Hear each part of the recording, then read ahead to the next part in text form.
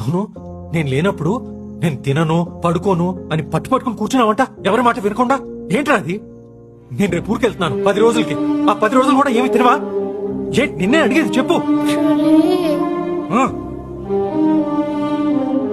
Actually ఏమైందంటే actually ఏంటి చెప్పు. ఫీవర్ వస్తుంది, తినకపోతే. ఫీవర్ వస్తుందని తెలుసు కదా, తెలుసు కూడా ఎందుకు తినలేదు? ఎందుకంటే బాగేమన్నా అనింది, ఫీవర్ వస్తే హాస్పిటల్లో అడ్మిట్ అవ్వాలని. హాస్పిటల్లో అడ్మిట్ అయ్యి నీతో పాటు ఉండొచ్చని తినలేను డాడీ. ఆ